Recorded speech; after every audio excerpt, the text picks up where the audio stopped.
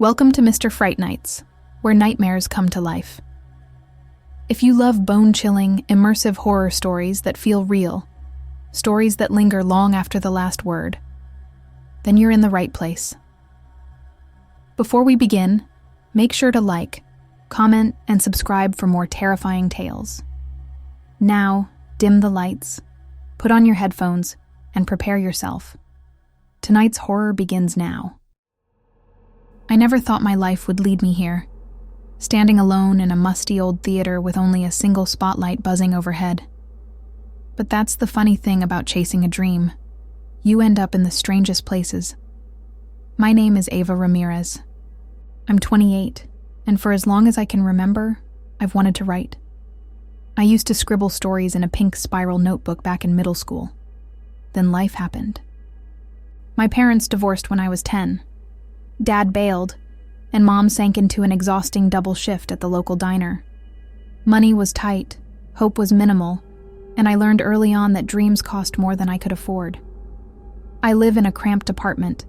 Now, bad water pressure, windows that don't shut properly, and a rent check that always feels like it's burning a hole in my pocket. I take odd jobs writing copy for websites or short scripts for local commercials. Then, 2 weeks ago, a friend of a friend recommended me for a last-minute gig, scripting a small charity performance at the Grand Marigold Theater in downtown Briarton. I jumped at the opportunity, clutching it like a lifeline. Tonight, I stayed late to refine lines for tomorrow's dress rehearsal. I was supposed to meet the director, Ms. Kwan, but she never showed. She texted me an hour ago, something about a family emergency, said I could let myself in and leave a draft in her office. Simple enough. But I'm still here at 10 p.m. The echo of that single overhead light flickering, casting wobbly shadows across the empty rows of seats. For a moment, I just stand there, inhaling the stale air of old red velvet seats. I can taste the dust on my tongue. The building is well past its prime. The box office paint is peeling. The foyer reeks of mold. And the backstage area, where I've spent most of my time these last few days, is a twisting labyrinth of half-collapsed dressing rooms and catwalks. Remind myself that I'm here to work, not to spook myself with imaginary hauntings. Real life can be scary enough, right? War, politics, job insecurity. Sometimes it's easier to hide behind the safety of a script. I set my laptop on a seat, in the front row, and open the final draft of the script. Just a few more tweaks, and maybe I can head home. I begin typing, humming under my breath, a nervous habit I've had since I was little. The only sounds are my own keys clacking and the distant hum of the stage lights. Then I hear it. A shuffle, coming from behind the thick velvet curtains. I freeze. My heartbeat rattles in my chest. Could be a stagehand, I tell myself. Or maybe a drifter snuck in. This neighborhood has its share of desperate folks. But something about that shuffle, it sounded too calculated, like someone deliberately took one step, then paused. I close my laptop and take a few tentative steps toward the stage. "Hello?" I call out. The emptiness swallows my voice. No, answer. It's probably nothing, I think. Just the old wooden floor settling. I head up the small steps leading onto the stage. The curtain looms in front of me, dusty and heavy. Its folds, draped ominously, remind me of the parted jaws of a massive beast. Then I see a slight movement near the edge. I'm sure of it, like fabric shifting as though someone brushed against it. "Ava, you're imagining things," I mumble. Still, I venture closer. My heart hammers so loud that it's all I can hear. I reach out and gently pull back the curtain. Nothing. All I find is the darkness of the backstage. An open corridor leads to dressing rooms. Several stage props rest on stands, silhouettes in the faint glow. I feel silly for being scared, but the chill creeping up my spine won't go away. I carefully let the curtain fall back into place, whisper into the emptiness. "Okay, time to finish and go." But as I walk back to the front of the stage, I swear I catch a flicker of movement again, this time from the opposite side of the curtain. My stomach twists. I stand there, paralyzed, telling myself not to panic, yet I do. I return to my seat and jam my laptop into my backpack. My plan is simple. Slip out the front door and email Ms. Kwan the script from home. I can finalize details tomorrow. The charity performance isn't until the weekend, so no reason to risk a heart attack in this old place. The main exit is at the far back of the theater. Row after row of seats separate me from it, the shadows deepening between them like black pits. As I step off the stage, the overhead spotlight sputters and goes dark. My breath hitches. The only illumination now comes from the faint exit sign above the door. My footsteps echo across the floor, a lonely, ominous sound. Halfway through the rows, I hear the curtain rustle again. It's distant, but distinct. This time, it's not just a shuffle. It's like someone dragging a hand across the thick cloth. My rational mind falters. Could it be a raccoon or a cat that sneaked in? The building is old, probably has holes, but I can't ignore the fear pumping through me, telling me it's bigger, more dangerous than a stray animal. I speed up. My sneakers squeak on the floor. One row to the next. Just keep going, I tell myself, until you reach that door. But a dull thump stops me in my tracks. It came from the stage area, like a heavy object dropped. I spin around, scanning the darkness. I'm not sure what I expect to see. A person? A shape? My imagination conjures an image of a tall, faceless figure waiting in the wings. I can practically taste the adrenaline now, sour and metallic. I flick on my phone's flashlight, shining it back toward the stage. The cone of light reveals dusty seats, a lone mic stand toppled on the stage, but no sign of movement. The phone's battery icon blinks at me, 13%. Of course, I curse under my breath. But maybe the best move is to call someone, maybe 911, just in case. My thumb hovers over the keypad, but then a new sound registers. Footsteps. They're coming from behind the stage, steady, almost slow, like the person knows I'm listening. Each step resonates under the wooden boards. My stomach lurches, and fear warps into determination. Maybe it's a homeless person who's been squatting, or a thief rummaging around for old gear to pawn. Either way, I don't want to be trapped in here. With a trembling grip, I speed dial Ms. Kwan's number. It rings once, twice, 3 times. No answer. Straight to voicemail. I curse again. The footsteps continue. They're moving parallel to my position, behind the stage, as though they're trying to track me from the shadows. My instincts scream at me to get the hell out. But a flicker of defiance flares up. Maybe I can confront them, let them know I'm calling the cops if they don't leave. I shine my flashlight around, searching for a weapon. I spot a broken piece of a metal seat bracket on the floor. I snatch it up. Stepping closer to the stage now, I try to keep my breathing steady. The footsteps have stopped. The silence is somehow worse. "Who's there?" I manage to say, my voice shaking. I'm calling the police." No response. The only thing more terrifying than hearing something is hearing nothing at all. I approach the backstage entrance from the left aisle. I see a narrow hallway that leads to the dressing rooms.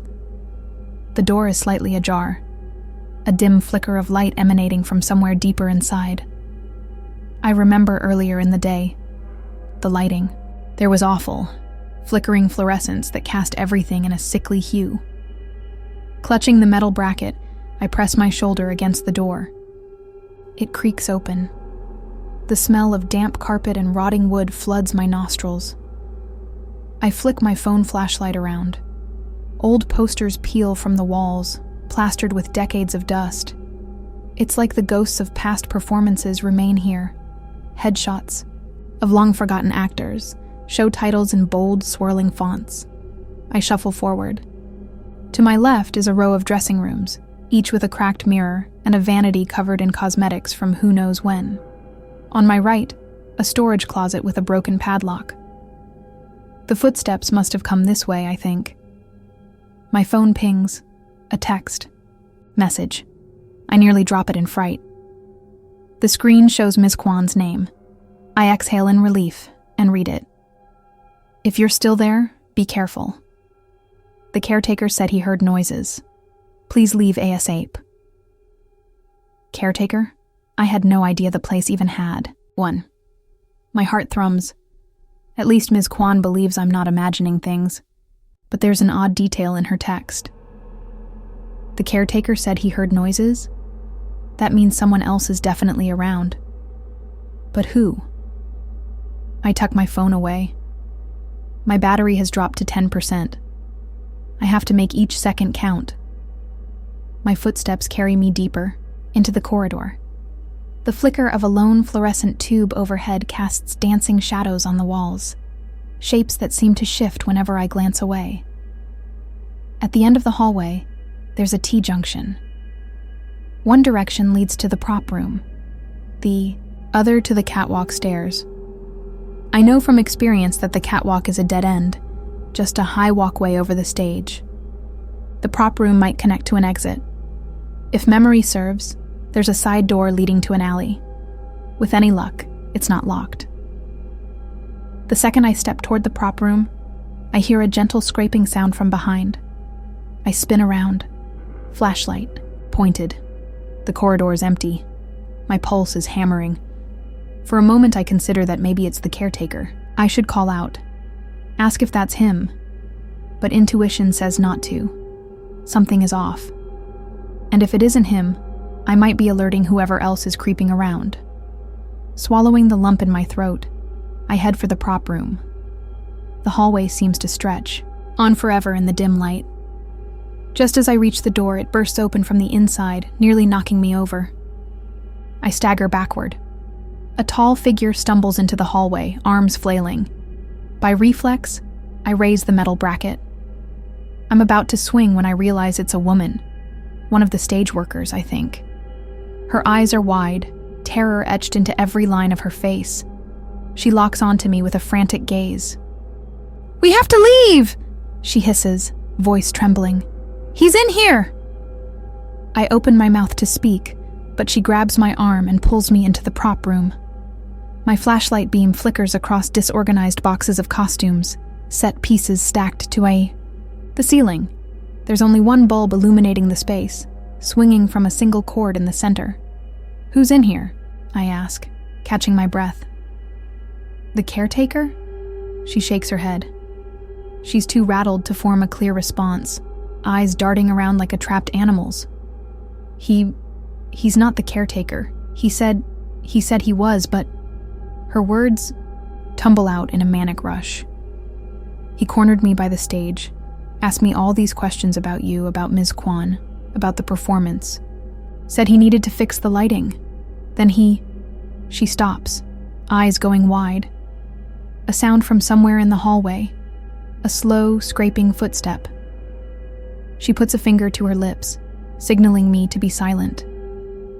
We listen, hearts pounding in tandem. The footsteps fade. We exhale in shaky relief. My head is swimming. He was asking about me? Why? I whisper, my voice hardly audible. Do you know him? She just shakes her head vigorously, tears pooling in her eyes. No, but something's wrong with him. He left notes all over. Stuff about your script, stuff about... She sucks, in a trembling breath. I saw one note pinned to the curtain. It said, "I know what happened when you were 10. It had your name, Ava." My skin prickles.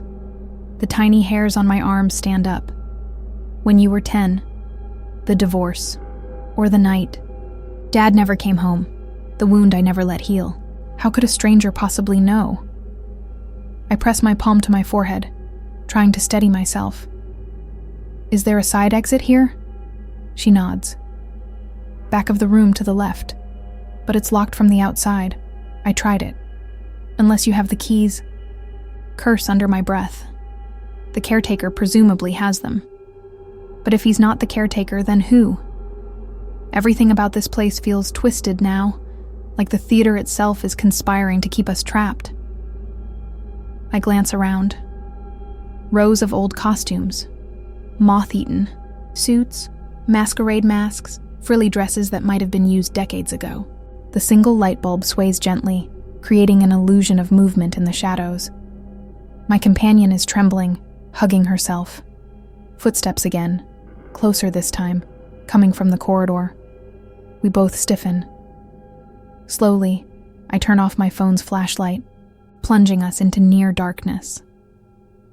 The overhead bulb is our only guide. The footsteps stop outside the prop room door. There's a soft rattle, like someone testing the doorknob.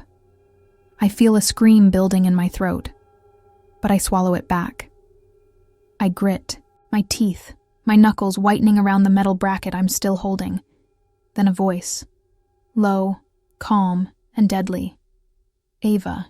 I freeze as he, whoever he is, speaks my name in a gentle, almost soothing tone, the way you might call a frightened pet. My coworker grips my arm so tightly it hurts. The doorknob rattles again, more insistently this time, but it doesn't open. A quiet chuckle follows. Ava, the voice repeats. I need to show you something. My lips quiver. I don't reply. Neither does the trembling woman beside me. We both look around, desperate for a way out. The only door is the one he's standing behind. The only window is high up on the wall, boarded shut from the outside.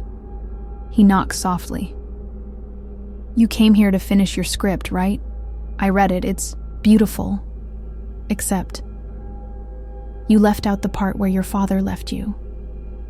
His voice is so calm, so certain, that my stomach lurches. It would make a better story if you included that. Pain resonates, you know? Every nerve in my body rings with alarm. How does he know about my father? How did he get hold of my script? My mind reels. Could Ms. Kwan have told him? That makes no sense. She doesn't know me well enough to share such personal details. I grip the bracket tighter.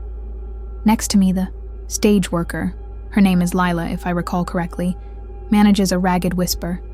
We're trapped. The knob turns again. For a moment, I expect the door to burst open, but it doesn't. His footsteps retreat, the echoes fading down the hallway.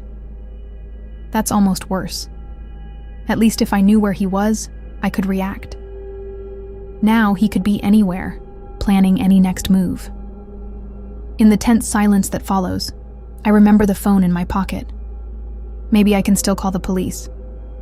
My screen flickers to life. 7% battery.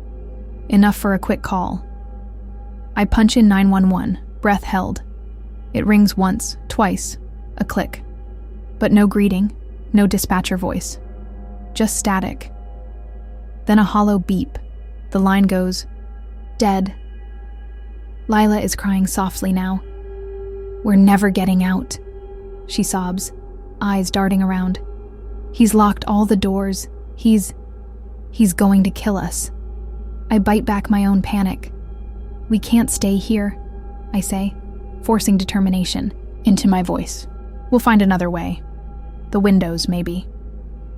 Together, we approach the far corner of the room. We drag a heavy wooden crate beneath the boarded window. I climb on top and press my hand against the boards. They're nailed tight. Maybe we can force them open if we find a crowbar among the props. We begin rummaging through the clutter. Costumes and boxes topple, raising dust clouds that choke us. Somewhere behind us, a piece of metal clatters to the floor. Then the lights go out. Darkness engulfs the room, swallowing every shape. I hear Lila gasp. My phone's flashlight is our last resort, but when I hit the button, the phone screen remains black. Did it die? No. There's still a faint glow from the battery icon. 6%. but the flashlight won't turn on.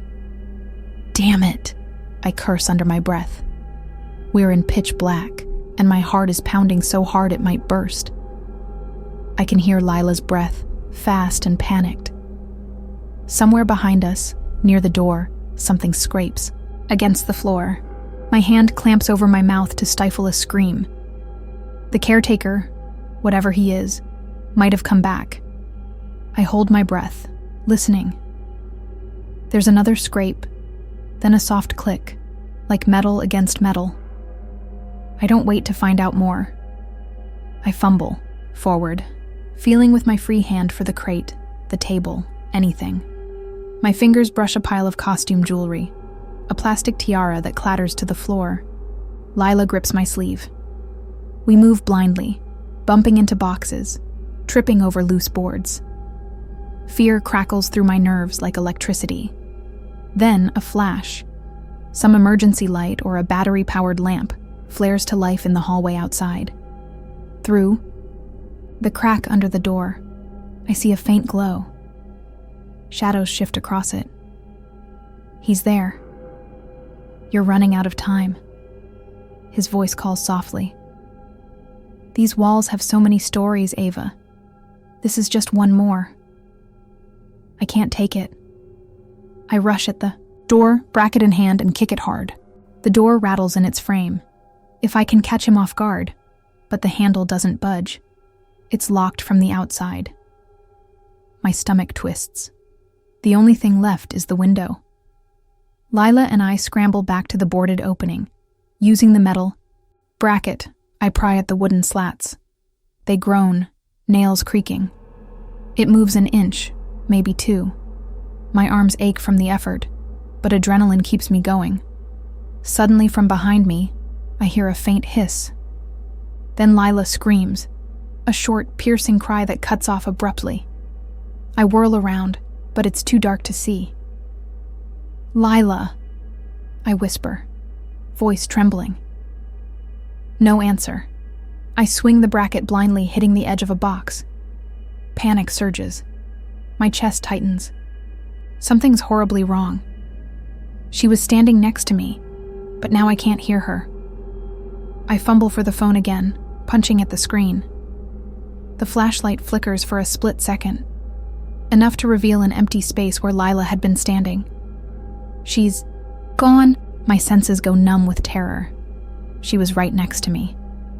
How could she vanish in a sealed room? My frantic gaze lands on the door. It's still closed. No sign of forced entry. There's nowhere else to go. Unless... I stare at the floor, noticing a slight gap in one corner of the room where a panel might lift. Is there a crawl space or hidden trapdoor? The phone's battery icon screams at me. 3%. My hands shake as I move closer, guiding the dim, flickering flashlight. Sure enough, part of the floor is slightly raised. A hinge of some sort is visible. My heart hammers. That's likely how Lila disappeared. Suddenly, the door handle rattles again. I hold my breath, pressing myself against a stack of boxes. The dim glow outside the door brightens. Shadows lengthen across the gap under the threshold. He's outside once more. I brace myself, nails digging into my palms. Then, silence.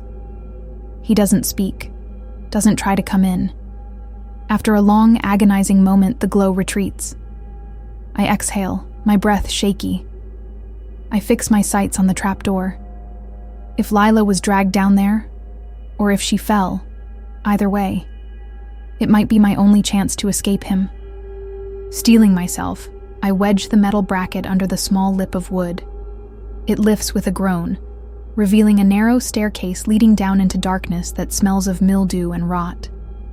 A wave of nausea hits me. The air is thick, almost suffocating. Lila? I whisper, shining my fading phone light down. No answer, but I swear I hear a faint drip of water in the distance, along with something that could be breathing. Or maybe it's just my own ragged lungs. My phone screen dims.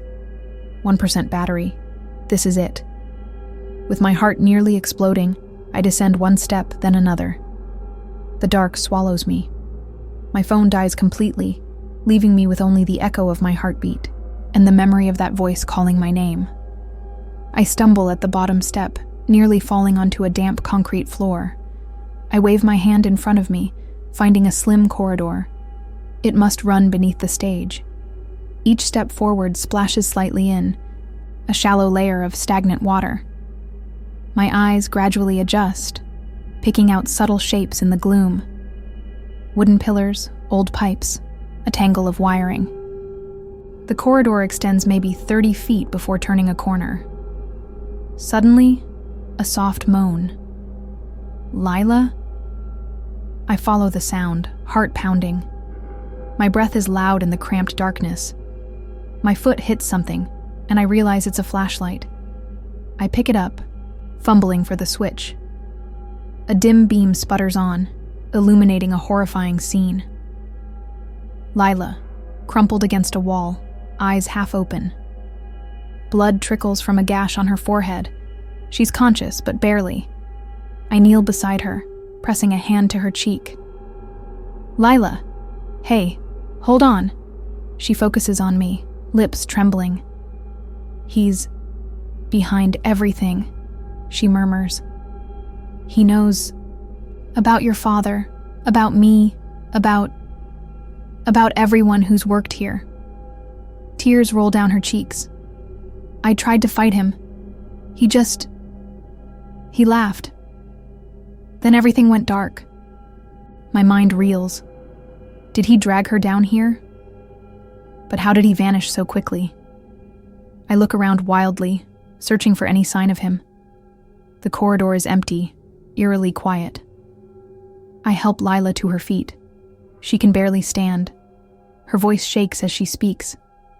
He said the show must go on, that we're all part of his final act. I swallow hard, supporting her weight.